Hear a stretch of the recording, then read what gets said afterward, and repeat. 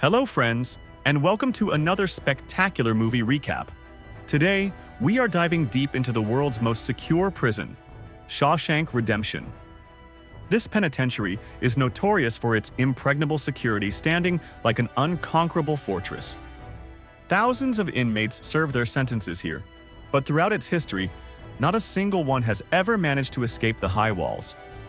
The security measures were so rigid that even contemplating an escape was like inviting death. Many prisoners had spent their entire lives within these confines. The story transports us to a courtroom where Andy Dufresne, a successful banker, is standing trial. He was a respected employee at one of America's largest banks. But now, the judge is sentencing him to life imprisonment on the grave charges of murdering his wife and her lover. Andy repeatedly asserts his innocence, insisting he did not commit these crimes. Unfortunately, he has no evidence to prove his claims. Due to the lack of proof, the court sentences Andy to life and sends him to the world's harshest prison, Shawshank Redemption. A few other new convicts arrive at the jail alongside Andy. The existing inmates place a wager upon seeing these newcomers. Who among them will cry first out of fear tonight? The stake is a pack of cigarettes. An old inmate named Red bets on Andy. Red believes this innocent-looking, wealthy man, who has never experienced hardship, will break down and weep first when night falls. The new prisoners are taken one by one to their cells. As the night deepens, the older inmates begin to scream threats and intimidate them. Their goal was to provoke someone into crying. And it happens. One of the new inmates starts sobbing hysterically, begging to go home. The guards arrive, trying to silence him. When the man doesn't stop, they drag him out of his cell and beat him until he falls unconscious. Red loses his bet because of this incident. He realizes that Andy is much stronger than he appears. Despite the terrifying ordeal, Andy did not utter a sound. The next day, Red quietly hands over the pack of cigarettes to his associate, having lost his wager. We see Andy having breakfast alone, quietly. He meets Brooks, the oldest inmate in the prison, who has been incarcerated here for nearly 50 years. Andy cleverly tries to learn about all the prison rules, its system, and every inmate. Brooks tells him everything and advises him that if he ever needs anything from the outside world, he should approach Red. Without wasting any time, Andy goes straight to Red and asks if he can procure items from the outside. Red confirms it, but specifies that it must be nothing that could be used for escape or harming someone. Andy requests a small hammer. Hearing the request for a hammer, Red becomes suspicious and asks why he needs it. Andy responds that he doesn't intend to harm anyone, as he has no enemies here. At this, Red warns him that while he might not have the enemies now, some people will soon target him. He points toward a group of prisoners, cautioning Andy to be careful. The next day, Red procures the hammer for Andy. Red laughs when he sees the size of the tool. It was so small it would take literally 600 years to dig a tunnel. Through Brooks, the small tool reaches Andy's cell. Time passes. One day, while Andy is working in the laundry, the same three men who had been harassing him surround him. Andy resists, but fighting three men alone proves difficult. They beat him brutally and assault him. This terrible cycle continues for 2 years. They would constantly corner, beat, and abuse Andy. 2 years later, an announcement is made in the prison. They need workers for roof repairs. A group of inmates, including Red and Andy, volunteers for the job. Their supervisor on the roof is a harsh guard named Hadley, who severely punishes inmates for the slightest mistake. While working, Hadley appears troubled. He tells his colleagues that his brother has recently died, leaving behind $35,000 in his account. Hadley is the rightful heir to the money, but transferring it to his account would incur heavy government taxes. As a former banker, Andy knows the solution to this problem. Without hesitation, he approaches Hadley and asks a peculiar question. "Do you trust your wife?" Hadley, enraged, grabs Andy and takes him to the edge of the roof. But before throwing him off, Andy explains that if he completely trusts his wife, he can transfer the money to her account as a tax-free gift. According to government rules, a person can gift up to $40,000 to their spouse tax-free over a lifetime. Andy also mentions that a lawyer would charge a lot, but he would do this job for free. When asked what he wants in return, Andy smiles and says, "Nothing, just buy my friends some beer when the job is done." The next day, all the prisoners on the roof are enjoying cold beer. Andy had completed Hadley's work. Andy himself doesn't drink but sits in a corner, content just watching his friends happy. Drinking beer in prison was almost an impossibility, and Andy made their wish come true. After this incident, Andy and Red's friendship deepens further. A few days later, a movie is shown to the inmates. Everyone is watching a film featuring Rita Hayworth. Andy asks Red if he can get him a large poster of Rita Hayworth. Red was the only one who could get items from the outside. Andy leaves the movie screening, but outside he encounters the same three men who had troubled him. They tell him to come with them, but this time Andy refuses. They use force, and Andy fights back. But he is overpowered by the three of them. They beat him badly, though they are unable to abuse him today. Andy is so severely beaten that he has to be hospitalized for a month. Meanwhile, the man who attacked Andy is thrown into solitary confinement for a week. A week later, when he comes out, the same guard, whose taxes Andy had saved, brutally beats him up. He had learned that this man had injured Andy so badly he had to go to the hospital. The beating paralyzes the attacker permanently. A month later, when Andy returns to his cell from the hospital, he finds a large poster of Rita Hayworth, a welcome gift from Red. A few days later, the prison warden comes to search Andy's cell with his guards. They find nothing. The warden's eyes fall on the poster on the wall. He remarks that posters are usually forbidden, but Andy can keep this one. In reality, the search was just a pretense. The guard had told the warden about Andy's sharp abilities. The warden wanted to meet Andy for his own benefit. Andy is holding a Bible.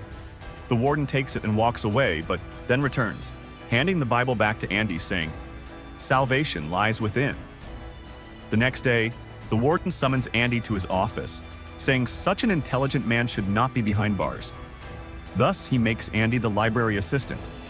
The library was already managed by the elderly Brooks. Soon, the guard whose taxes were saved begins bringing other officers with their tax-related issues, ITR, which Andy resolves in minutes. News of Andy's expertise spreads throughout the prison. As the years pass, Andy's workload increases, and he needs an assistant.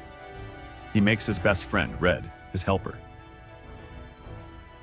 One day, in the library, Brooks holds a knife to another inmate's throat, threatening to kill him.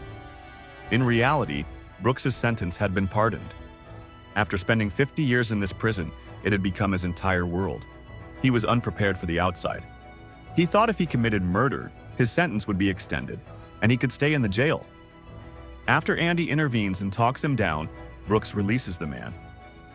Reluctantly, Brooks is released. The fast-paced outside world seems alien to him.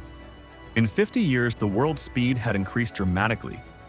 He starts working in a supermarket, but his heart isn't in it. He constantly misses the jail. He considers committing a crime to return to prison, but he is too old for that. Brooks fails to cope with the busy, fast-moving life and takes his own life. Before dying, he leaves a letter for his friends in the jail, which makes everyone emotional. Meanwhile, the warden starts a new program in the jail. He takes inmates out for labor, ostensibly so they can learn the value of hard work. The inmates agree, eager to breathe the outside air. The warden secures large contracts through this project because the inmates' labor is cheap. Local construction workers lose their jobs because the warden gets work done by his inmates at half the price. Since the warden doesn't have to pay the inmates a daily wage, he earns a massive amount of black money by getting work done for free. Andy, being a banker, handles the task of laundering the warden's black money. He deposits the money in the name of a person who does not exist, transferring all the funds to that account. This way, even if the police find out, they would be searching for a man who was never born.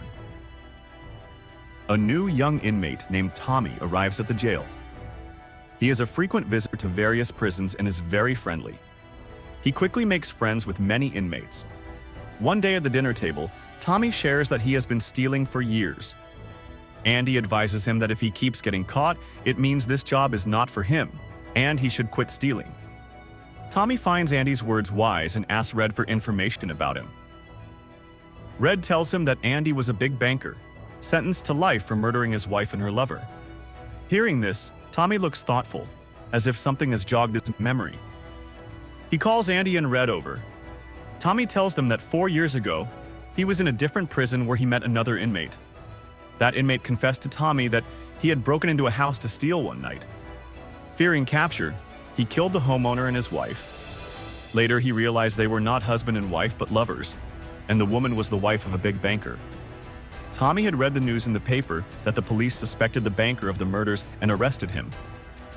It is revealed here that Andy was innocent. Knowing this, Andy goes to the warden and tells him everything, but the warden deliberately refuses to believe him. He is the one who converts his black money to white and knows all his secrets. If Andy is set free, the warden won't be able to earn more money, and his secrets might be revealed. So he dismisses it as a false story, claiming he hears such tales every day. Andy promises the warden that he will keep his secret even if he is released, but the warden doesn't listen. Andy becomes furious that he helped this man so much, yet he won't let him go despite his innocence. He shouts at the warden. The warden throws Andy into solitary confinement for a month and then goes straight to Tommy. He asks Tommy if what he told Andy was true. Tommy confirms it and is ready to testify in court. Upon hearing this, the warden signals a guard, and the guard shoots Tommy dead. The warden goes to Andy and lies that Tommy was shot while trying to escape. Andy understands why Tommy was killed. He realizes the warden is a despicable person. Andy tells the warden that he will never work for him again. The warden threatens that, if he doesn't, he will make his life hell, and instructs the guard to keep Andy in solitary confinement for another month. Andy spends 2 months in solitary confinement. Outside, news spreads that Andy is serving a sentence for a crime he didn't commit. All the inmates feel deep sympathy for Andy. When Andy emerges from solitary, Red approaches him. Andy asks Red if he will ever get out of this prison. Red replies, "Yes, but only when I am old and my mind has stopped working." Andy shares his plan. He will go to Mexico. There is a beautiful place by the sea where he will open a restaurant and repair his boat. He will need a resourceful man there to help him bring things from the outside, hinting at Red. Red responds, "Hope is a dangerous thing. It can drive a man insane. You must return to reality. Mexico is very far from here." Saying this, Red starts to leave. But before he goes, Andy makes Red promise to do him a favor if he is ever released. Andy gives him an address saying, "When you get out, go to that place where there is a beautiful tree in the middle of a big field. I propose to my wife under that tree. Under the tree, there's a stone wall, and you'll find a black stone there. I have hidden a box under it. Go there when you're released and see what's inside." Andy walks away after saying this. Andy goes straight to the warden, finishes his pending work, and places all the necessary documents in a special safe. After putting the documents away, the warden hands Andy his clothes, telling him to press them and polish his shoes until they gleam like glass. Andy returns to his cell. On the other side, Red is very worried that night, fearing Andy might harm himself. The night passes, and morning arrives. All the inmates' cell doors open, but Andy does not come out. This was the first time in 20 years. Red's anxiety grows, worried that Andy might have taken his own life. A guard angrily heads towards Andy's cell, but when he looks inside, his eyes widen in disbelief. Andy was gone. He had escaped. Meanwhile, the warden takes out his shoes to wear, but the box contains Andy's old shoes, not his own. Just then, the prison siren blares. The warden rushes to Andy's cell and confirms he is missing. He orders the guards to bring Red, who was always close to Andy. The warden asks Red where Andy is. Red feigns ignorance. Furious, the warden asks, "Was he a ghost that vanished overnight?" In his rage, the warden picks up stones and starts throwing them at the guards, and Red. He throws one stone at the poster on the wall, but instead of falling, the stone goes through the poster. The warden reaches inside and discovers that Andy had dug a huge tunnel there. Andy had made the impossible possible by digging through that strong wall over 20 years of hard labor. The guards go to the spot where Andy exited. They find Andy's old clothes and the small hammer he had requested from Red 20 years ago. Andy had worked meticulously for 20 years, so secretly that no one ever suspected. He would carry the removed dirt in his pockets and scatter it on the prison grounds. On that final night, Andy took all the documents of the warden's black money and cleverly placed his Bible in the warden's safe, making it look like the official documents. He then wore the warden's clothes underneath his own and put on the polished shoes the warden had given him. As soon as the lights went out, Andy emerged from the tunnel in his cell. He broke open a sewage pipe and crawled through the narrow, nearly 2 kilometers long pipe, escaping the prison that no one had ever broken out of. The next morning, Andy goes straight to the bank where the warden's black money was kept. The money was under the name of a person who did not exist.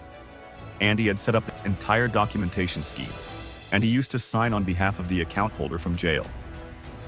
Andy had all the documents in the name of that non-existent man. He goes to the banks and withdraws all the money, $370,000. Andy was not only free but also rich. It is clear that Andy had been planning this operation since the day he entered the prison. To take revenge for the ill treatment by the warden and the murder of Tommy, Andy gives the evidence of the warden's black money to the media. The news hits the papers the next morning. When the warden opens his safe, he finds the Bible instead of the documents. On the first page of the Bible, Andy had written, "You were right, salvation lies within." The warden flips the pages and sees that the pages had been carved out in the shape of a hammer, where he used to hide his small tool. He remembers that 20 years ago when he first visited Andy's cell and returned the Bible, the hammer was inside it even then. The warden is utterly shocked. Meanwhile, news of the warden's black money has spread across the city. Reporters and police arrive outside the jail to arrest him. Before the police can apprehend him, the warden shoots himself. After some time passes, Andy's friend Red is also granted parole. He is released and even given a government job. But after spending 40 years in prison, he feels disconnected from the outside world. He stays in the same room where Brooks used to live and even contemplates taking his own life. But then, he remembers the promise he made to Andy. He immediately drives to the location Andy had mentioned. He reaches the large grassy field where the huge tree and the stone wall are located. He finds the black stone on the wall. When he lifts the stone, there is a box underneath. The box contains some money and a letter from Andy. The letter says that Andy is waiting for him at the place he told Red about in jail. Andy also writes, "Hope is a good thing, maybe the best of things, and no good thing ever dies." Red reaches the spot. As he goes to the seashore, he sees Andy repairing his boat. This place, this whole scene, was the dream Andy had shared with Red. The dream Red had once called dangerous. The two friends embrace each other, and with this, the incredible story of freedom comes to an end. So friends, how did you find this story of Shawshank Redemption? If you enjoyed this recap, don't forget to subscribe to the channel and like the video.